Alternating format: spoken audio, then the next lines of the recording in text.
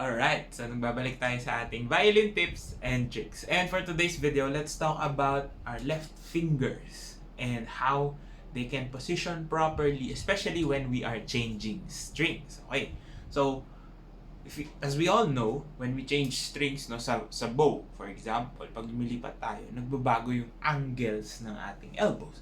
Now, for the fingers, the angles of how close or far they are from each other also changes. So, yun yung pag-uusapan natin. Ano ba yung mga factors that we need to consider when we are moving from one string to another? No? For, of course, intonation purposes, and of course, to make it easier for you to understand where to put your fingers exactly. Okay? Yan. So, first things first, when we press down on the violin, no, on the strings, especially kung nasa isang line lang siya. Di ba yung iba nga naglalagay ng tape or markers in order for them to distinguish which part of the string they should press down on. Okay.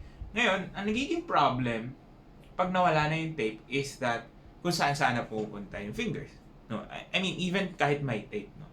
Hindi agad natin siya nakikita. Why?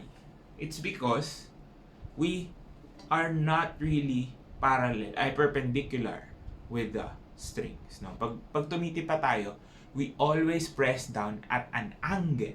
No? We do not press down perpendicular. Hindi naman tayo ganito tumipa. No? Even in this position, as you can see, our fingers tend to go to this direction. Pag ganun yung angle ng fingers natin. So, when we move, let's say from the E string to the G string, nag-a-adjust yung ating fingers. So, the closeness of this three-sided square na sinasabi natin when we are pressing tends to elongate or nag-e-extend siya. And once that extension happens, nag-iiba yung feel and yung touch.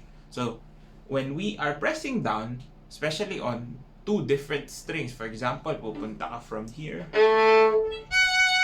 paano mo ma-secure na tama yung tono nun is to make sure that you actually move with the direction of the string. So, yung movement ng fingers natin would go like this, no? So, kasi the normal position, kung ganito, our instincts would do it like this. Kasi i-extend lang natin. But the extension actually goes to the side. So, medyo sideways yung movement natin. It's not directly going forward. So, saan natin to mapapansin? For example, we're doing a scale. Since dun madalas nangyayari yun. No? Pag nag-change ka ng string, you think lumipat ka lang. No? From, let's say, yun nga, G1 to D1. So, instead of doing this, yung iba ang ginagawa, ganun. Just because yung hand nga natin or the fingers are angled that way. So, you have to be careful and focus not just on seeing it, but feeling what happens, no? This goes to all strings, no? I mean, all fingers. So, when you move, you have to feel yung movement na yon. It shouldn't be going towards just your fingers. It should follow a guideline, no? Meron tayong linya dito na perpendicular on the strings. So, when you try to play the scale, for example, like this. So, I'm going to my right, going to the D string, instead of moving backwards na sobra, ang movement natin is lateral, no? Going to this, to that. So, kung mapapansin nyo, nagbago rin yung angle natin. It's much closer versus here na a little bit laying. So, ganun yung movement natin. So, and then when we go to the A string, mas close na ulit siya.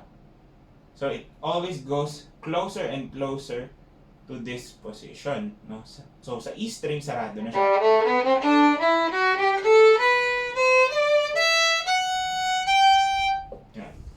So, it also affects not just the first finger, second finger, third finger, lahat yan apektado.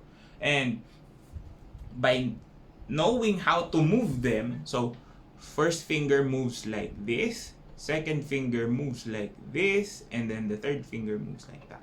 So, kaya, importante din na tama yung hand placement just so your fingers do not need extra effort or extra movement. So, basically, what happens to your fingers is they do not close like that. They actually close inward na at an angle. No? Hindi siya straight na pag ganun yung sara. So, pag nagko-close siya, going to the E string, it moves like this. Going to the G string, it moves like that. Now, whether you're extended or not, kasi extensions naman is not really based on this motion, but extensions are based here, no, sa base na ating fingers kung gaano kalayo. So, even our fingers has their own unique parts to play, no? So, ito for string crossing, string cross, no? This one for extensions, and this one is for pressing. So, ganun. Titignan mo muna kung paano mo siya i-angle. Now, also when going down, sa pagbaba kasi, doon madalas nangyayari yung problem. Why? Because when we move down, going down, so, let's say, descending scale, we tend to overshoot kasi nga, mag-e-extend tayo. But instead of, again, moving to this direction, we move forward. Either causing it to go lower, or dahil nagko-compensate tayo na bababa, we tend to move higher. So, ganun yung nangyayari. So, let's say, so sobra na siya. Tataas kasi we compensate. So, again, you don't need to move as much. Very, very minimal movement, but control. Okay? That's the key word. You have to control each movement that you will do in order for you to get good intonation. No? Kasi kapag nag-overshoot, sa taas na yun, mawawala sa tono. And you can also undershoot. And the thing is, kapag naglalagay tayo ng fingers, everything follows. So may mawala man na sa tono na isa, susunod lahat, especially if you're not really comfortable yet with positioning your fingers by block or by groups, no? So titignan mo talaga yung angle, titignan mo yung trajectory saan siya pupunta, and you have to create those imaginary lines, especially if you don't have tapes. Kasi yung tapes can be good or bad, no? Especially if you are a little bit more advanced. Minsan nakakadagdag lang siya sa distractions. But you have to not really memorize, but it's really based on feeling. Na dito ka pumupunta instead of going this direction or going that direction. No? So the parallel line should be followed. It's not that your fingers are parallel. Perpendicular to the strings. So your fingers are not perpendicular to the strings, but their movement should be.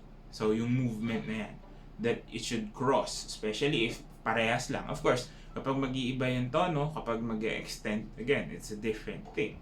So there is this movement and there is this movement, no? Of course, for extensions, ginagamit natin, mas nakafocus here, but it still moves. So, by understanding how to contract and extend properly your fingers, you could get the idea of where they need to go. No? And it's not something na overnight makukuha mo agad. Of course, there's a lot of things when we talk about intonation that you have to consider. This is just a tool to help you master your muscle movements. But still, you have to rely on your ears, on the feeling, and of course, your eyes. So, the movements, masasanay ka din dun. No? And it will help you be able to accurately press down on the correct position every time you're playing. So, not just with scales, kahit na nag-iiba-iba yung mga nota. Let's say, may mga string cross ka na.